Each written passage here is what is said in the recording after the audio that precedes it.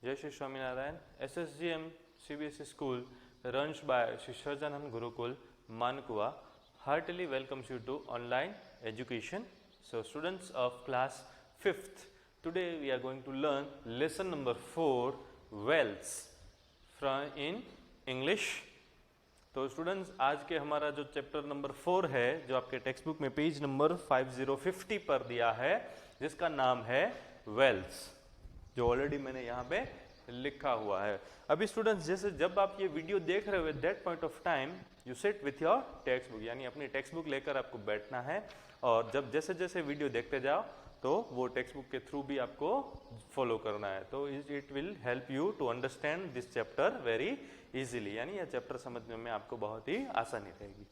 Okay students, तो मैं यहाँ पे एक्सप्लेन करने जा रहा हूँ chapter number 4, that is Wales.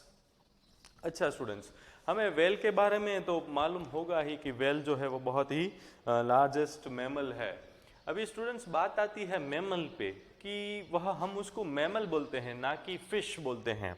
तो उसका पूरा एक्सप्लेनेशन यहाँ पे दिया हुआ है, तो मैं रीड करता हूँ। The whale is a large, fascinating and intelligent mammal. देखो सबसे फर्स्ट एंड फॉरमोस्ट लाइन पर ही यह वर्ड जो है मैमल वह आया है,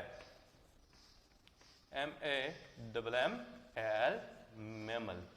उसको हम मैमल बोलते हैं। क्यों मैमल बोलते हैं? तो वी नो दैट कि it's a warm blooded animal. Warm blooded यानी गर्म खून वाला एनिमल है। कौन कौन से एनिमल है? जैसे कि डॉग है, mouse, bear, even we also human being, और उसके साथ साथ the mammal which have backbone and which feed its young ones by milk produced by her mother, यानी मदर के थ्रू जो मिल्क प्रोड्यूस होता है उसके थ्रू ही फीड करते हैं। एंड जिसका बैकबोन हो वह उसको बोलते हैं मैमल्स, और जिसका ब्लड यानी जो खून है वह एकदम गर्म हो उसको, तो ये जो फिश ये जो वेल है उसको मैमल बोला जाता है, like we. So the whale is the largest, fascinating and intelligent mammal. Yes, the whale is a mammal and not fish, though it lives in water. तो स्टूडेंट्स देखो इसमें लिखा हुआ है कि yes, it's a mammal and not fish though it lives in water, यानी पानी में रहने के बावजूद भी उसको हम फिश नहीं बोल सकते हैं, वह मैमल है। भले वह पानी में रहती हो फिर भी हमें उसको मैमल बोलेंगे, वेल बोलेंगे, well. Okay, as the whale is the only animal that can live and survive in water, it is called an aquatic mammal. देखो अभी वेल जो है वो एक ही ऐसा एनिमल है जो पानी में रहता है, इसलिए उसको बोलेंगे aquatic mammal.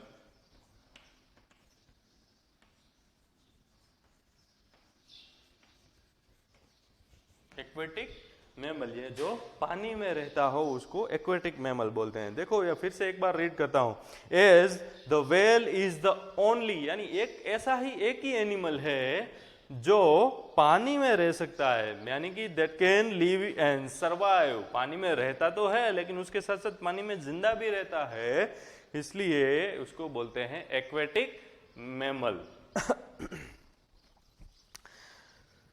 Whales are the largest animals that have ever lived on earth, यानी धरती के ऊपर whales जो हैं वो largest animals हैं। They are even bigger than the largest dinosaur. They are even bigger than the largest dinosaur. बड़े बड़े डायनासोर्स से भी ये जो whale होती है वो बहुत ही बड़ी होती हैं। It is believed that millions of years ago whales walked upon land. It is believed, ये ऐसा माना जाता था या माना जाता है कि millions of years ago, यानी millions सालों पहले वेल्स वॉक्ड अपॉन लैंड, यानी वेल जो है वह धरती के ऊपर, यानी कि पानी में नहीं बल्कि धरती के ऊपर चलती थी। With the passage of time, जैसे जैसे टाइम बीतता गया, their back legs disappeared and their front legs become flippers. उसके जो बैक यानी पीछे के जो पैर हैं वह गायब हो गए और आगे के जो लेग्स हैं दे बिकम फ्लिपर्स। फ्लिपर यानी एक ब्रॉड बड़ा सा लिम जो विदाउट फिंगर, फिंगर की तरह, मतलब एक फिंगर नहीं निकल गई और एक बहुत बड़ा सा लिम बन गया जिसके थ्रू वह क्या कर सकता है, पानी में वह आगे चल सकती है।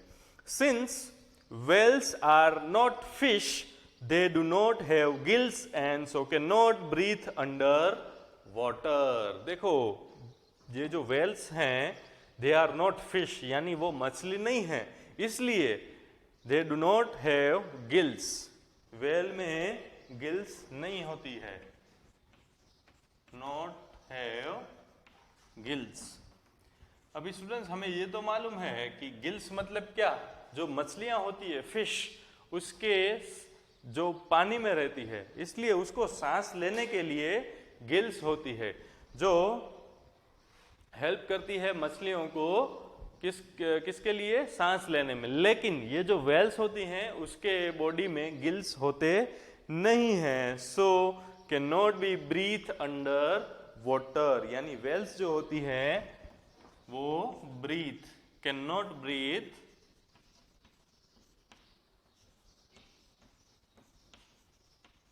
अंडर वाटर, यानी पानी में वह सांस नहीं ले सकती well.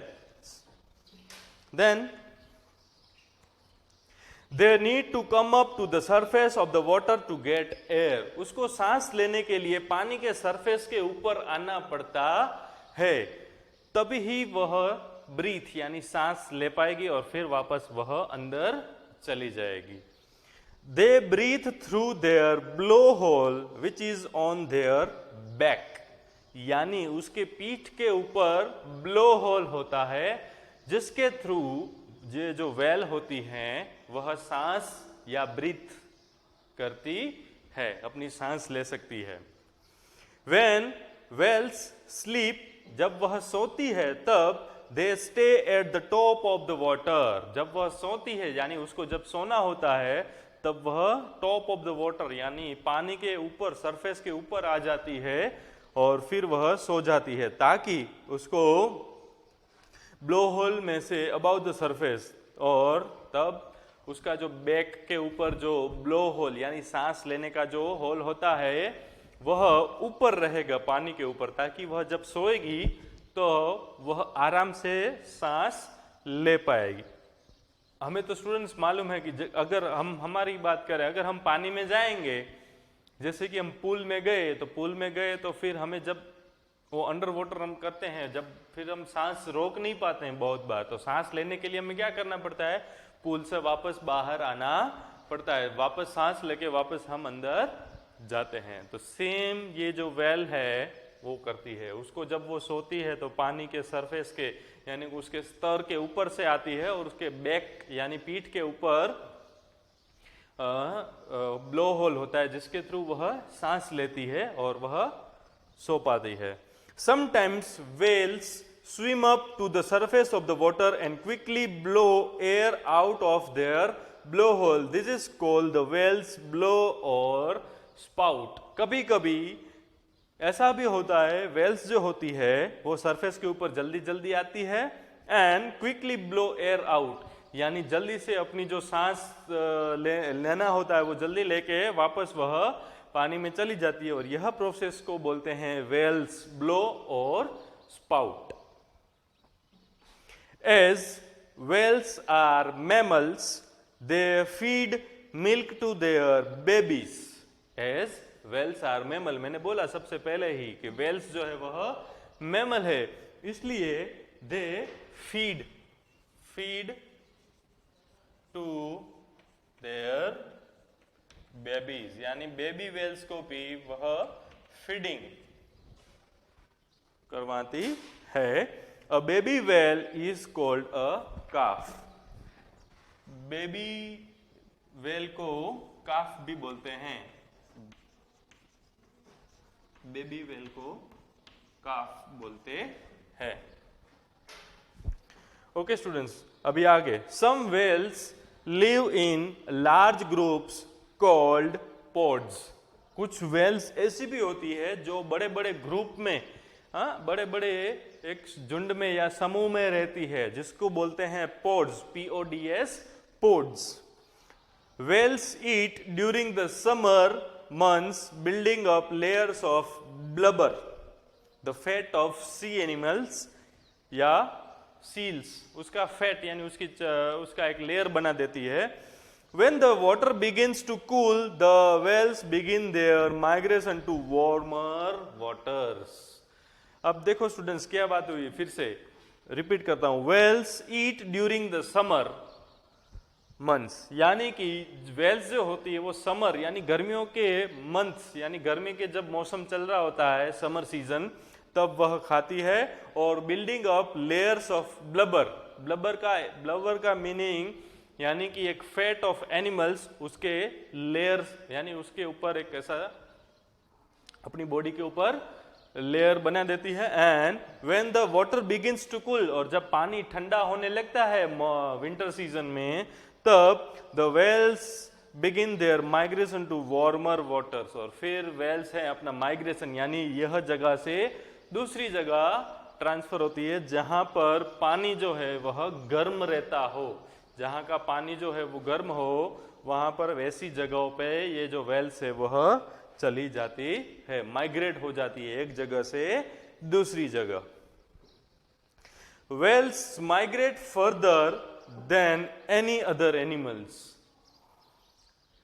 They do not eat during their migration, यानी जब वह एक जगह से दूसरी जगह माइग्रेट हो रही हो या एक जगह से दूसरी जगह जब वे जा रही होती है, तब वह कुछ भी खाती नहीं है। All they do is swim and rest for short period of time. वो सिर्फ एक ही काम करती है, यहां से वहां जाने के लिए, दूसरी जगह जाने के लिए तैरना, थोड़ी देर आराम करना, रेस्ट करना और वापस तैरकर अपनी मंजिल तक पहुंचना। Sometimes when whales are migrating, they swim very close to the shore and can be seen blowing and jumping out of the water. This jumping is called breaching. और जब वेल्स माइग्रेट कर रही होती हैं एक जगह से दूसरी जगह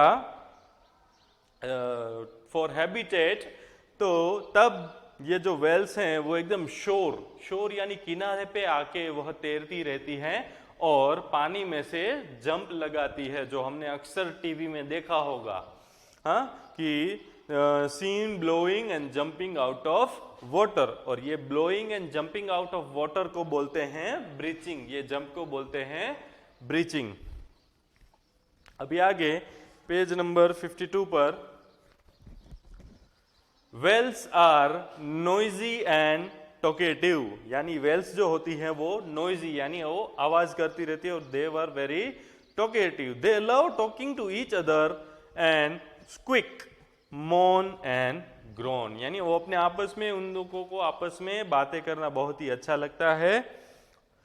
These underwater sounds can travel great distances. The sounds they make are called whale songs. और ये whale जो बातें करती है और वो ग्रोनिंग एंड स्क्विकिंग और मॉर्निंग, ये जो साउंड्स जो होते हैं जो वेल बनाती है वो कहीं बहुत दूर दूर तक सुनाई देते हैं, और यह साउंड को बोलते हैं whale songs. Whale are the loudest animals in the world. अभी उसके बाद है blue whale. Blue whales are the largest animal on the planet. Blue whale जो होती है वह largest animal, blue whale largest animal on the planet, planet यानी earth पे। ब्लू वेल जो होती है वह लार्जेस्ट एनिमल है यह प्लैनेट पर, यानी पूरे अर्थ पर। When blue whales exhale, the air rises more than 20 feet and can be seen from quite a distance. जब ये ब्लू व्हेल जो होती है वह एक्सहेल यानी वो पानी से निकल के अपनी जो सांस है वो छोड़ती है, तो पानी की जो लेयर है वो करीबन 20 फीट तक ऊपर उठती है, जो बहुत दूर से भी उसको देखा जा सकता है। स्टूडेंट्स, हमें बहुत सारे ऐसे नेशनल ज्योग्राफी के डिस्कवरी चैनल्स में इसके प्रोग्राम्स देखे होंगे, जिसके थ्रू हमें पता है कि वेल्स का जो प्रोग्राम हमने देखा होगा उसमें देखा है हमने कि बहुत सी पानी की जो लहर है वो उठती रहती है जब ये वेल जो है वह पानी के ऊपर सांस लेने के लिए आती है तब। Humpback whale. The humpback whale has long fins or flippers. Its majestic tail and variety of spectacular behaviors make this whale a favorite of whale watchers. They are well known for their spectacular breaching tricks. It is not clear why the humpback whale does this, but this makes it one of the most fascinating whales. अभी दूसरी blue whale के बाद दूसरी whale का नाम है humpback whale. अब इसका काम क्या है? दो they have well long fins यानी उसके बड़े बड़े पर होते हैं और फ्लिपर्स जिसके थ्रू वह तैर सकती है पानी में, and it's a majestic tail, उसको देखने में बहुत ही मजा आता है जब वह पानी में तैरती है। और वो ब्रीचिंग प्रोसेस यानी सांस लेने के लिए वो jump out of the water और फिर से पानी में जाना, यह देखने हम्पबैक व्हेल का बहुत ही एक नजारा अच्छा होता है और सबको वह अट्रैक्ट करता है। ऑर्का और किलर व्हेल। अब देखो स्टूडेंट्स, यहाँ पे व्हेल की जो टाइप्स हैं उसके बारे में बातें हो रही है। तो सबसे पहले मैं बोलूं आपको, देखो सबसे फर्स्ट है वो है ब्लू व्हेल, फिर हम्पबैक व्हेल,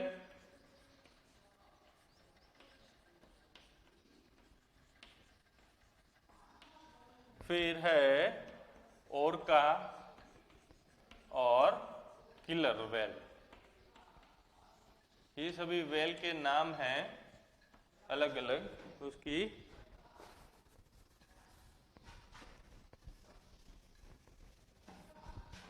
ऑर्का और killer whale.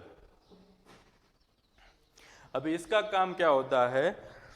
The killer whale, also known as the orca, is one of the most well known type of whales. One of the well known type of whales. इसको orca भी orca whale भी बोल सकते हैं और killer whale भी बोल सकते हैं। One of the most popular attractions at aquariums, the killer whale has several stories and films made around it. इसके बारे में बहुत सारी फिल्म्स और स्टोरीज भी बनी हुई हैं या प्रचलित हैं, और ये जो है it's a popular attraction in aquarium. जहाँ पर ये मछली घर होता है, यहाँ पर ये जो किलर और ऑर्का व्हेल है वो बहुत ही पॉपुलर है, यानी उसको लोग देखने के लिए आते हैं। Their large sharp teeth add to their reputation of being deadly and dangerous. उसका लार्ज यानी बड़े बड़े और शार्प नुकीले टीथ से ही पता चलता है कि यह कितनी डेडली और डेंजरस व्हेल है। The killer whale has a spindle-like shape and beautiful crisp black and white markings, making them striking and unique. यानी उसके ऊपर उसका जो शेप होता है वो स्पिंडल लाइक होता है, इट्स राउंडेड रोड की तरह होता है, और उसकी बॉडी के ऊपर ब्लैक एंड व्हाइट मार्किंग्स होती हैं जो उसको सबसे अलग, मतलब सबसे अलग ही वह दिख जाती है कि यस यही किलर व्हेल है। Killer whales live in pods, यानी वह झुंड में रहती हैं, विच में इंक्लूड 10 to 50 व्हेल्स। मैंने बोला था पोड यानी ग्रुप ऑफ वेल्स, तो वह किलर वेल है वो ज्यादातर ग्रुप में रहती है, और वह ग्रुप की जो स्ट्रेंथ होती है वो होती है 10 to 50 वेल्स। 10 से लेकर 50 वेल्स तक उसका ग्रुप पोड होता है। They are highly intelligent and have been seen using several tricks while hunting both alone and with the pole. They are highly intelligent, मतलब वो बहुत ही इंटेलिजेंट, दिमाग बहुत शार्प यानी तेज होता है उन लोगों का। And have been seen using several tricks, और कुछ ट्रिक्स होती है शिकार करने के लिए, यानी कि वो अकेले भी शिकार कर सकती है और वह ग्रुप में भी शिकार कर सकती है। उसके बाद है बेलुगा। नंबर 4 जो है वो है बेलुगा वेल। ये भी वेल की एक प्रजाति है। Beluga well live in colder seas and extremely social creatures like dolphins. Dolphin students हमें पता होता है कि डॉल्फिन जो है वो सोशल क्रिएचर, यानी बहुत से लोग उसको अपने घरों में, मतलब अपने पूल में भी, या आपने देखा होगा टीवी के शोज में कि वो उसके साथ मतलब लोग खेलते हुए या उसके साथ वह सब परफॉर्म करती है टास्क। तो some with this beluga whale, ये बेलुगा वेल जो होती है is live in colder seas, यानी ठंडे समंदर में वह रहती है जहां का पानी एकदम से ठंडा हो। And it's a social creature. A pod of beluga typically migrates and hunt together. ये उसका जो पोड होता है, इसका झुंड होता है, वो एक जगह से दूसरी जगह माइग्रेट करता है और एक ही साथ में शिकार करता है। Beluga whales reach out to one another by singing and can make many different noises. ये बेलुगा वेल जो होती है वो एक दूसरे के पास पहुंचने के लिए सिंगिंग, यानी वो अपना कुछ ऐसा आवाज या साउंड्स या नॉइज करती होंगी, तो एक जगह से दूसरी जगह उसको जाने में बहुत ही आसानी होती है। They can whistle, they can chirp, and captive belugas are also known to mimic human voices. अब ये बेलुगा वेल्स जो है वो क्या कर सकती हैं? दे कैन विशल, यानी वो सीटी भी बजा सकती है। दे कैन चिर्प, बर्ड की तरह वो चिर्पिंग भी कर सकती है। एंड कैप्टिव बेलुगा, उसके अंदर एक सब प्रजाति है कैप्टिव बेलुगा, वो क्या कर सकती है?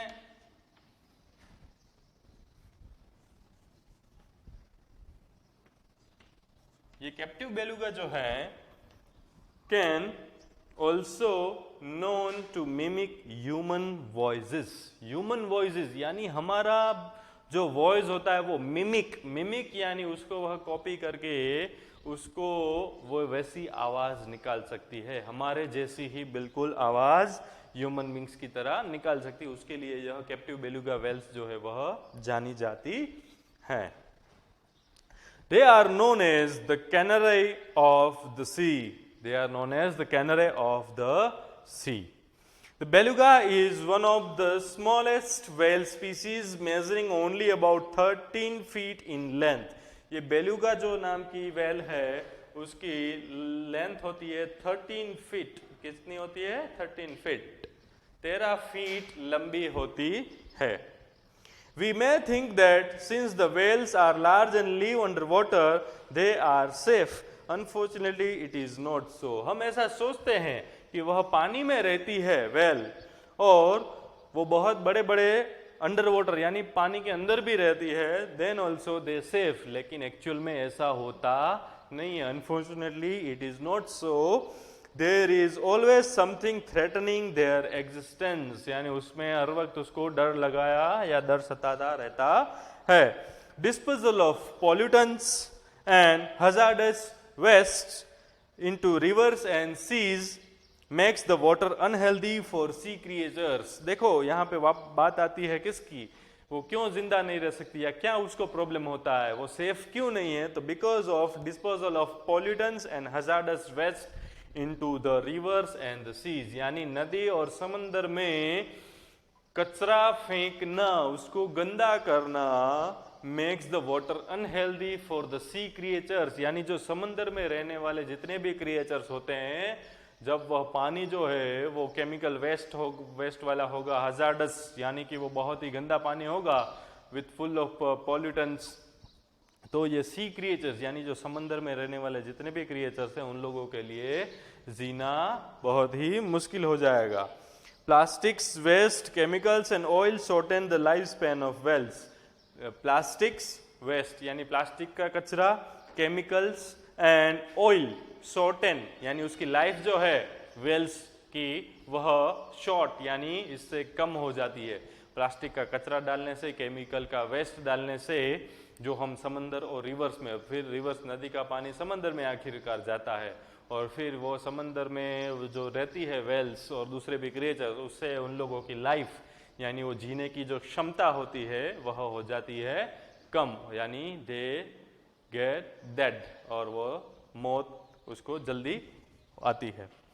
Slow reproduction of whales is another factor leading to reduction of the whale population. So slow reproduction यानी उसका reproduction जो होता है वो बहुत ही slow होता है, इसकी वजह से उसकी population जो होती है whale की वो भी बहुत दिन पर दिन कम होती जाती है। Many organizations are working to save whales but more needs to be done. बहुत ऐसे अच्छे अच्छे ऑर्गेनाइजेशन, एनजीओस हैं जो वेल का प्रोडक्शन और उसकी देखभाल भी करते हैं, उसको बचाने भी कोशिश करते हैं टू सेव वेल्स, लेकिन और भी हमें ज़्यादा करना चाहिए ऐसा। Conservation efforts need to be made globally to save endangered whales from extinction, यानी पूरे वर्ल्ड में कंजर्वेशन यानी कि वेल को बचाने का एक अभियान भी शुरू हो जाना चाहिए, ताकि हम जितनी भी सारी वेल्स होती हैं उन सभी को हम बचा सकें, और अगर वरना तो वह क्या हो जाएगी, एक्सटिंक्शन, यानी उसकी जो प्रजाति है वो एकदम से खत्म हो जाएगी, इसलिए हमें उसको बचाना चाहिए। तो स्टूडेंट्स यहाँ पर ये जो एक्सप्लेनेशन पार्ट था चैप्टर नंबर 4 वेल्स का वो होता है खत्म। अभी स्टूडेंट्स देखो पेज नंबर 5050 से लेके 53 तक नीचे आपको न्यू वर्ड्स दिए गए हैं जो आपको अपनी इंग्लिश की नोटबुक में लिखने हैं। फिर इसके जो क्वेश्चन आंसर जो भी हैं एक्सरसाइज के साथ वो मैं आपको सेंड करूंगा as a homework through WhatsApp, यानी व्हाट्सएप में मैं आपको क्वेश्चन आंसर और इसके पूरी एक्सरसाइज के रिलेटेड जो भी fill in the blanks true false होगा वो व्हाट्सएप के थ्रू आएगा। और till then, thank you. Students, please do like, share and subscribe our school YouTube channel. Thank you.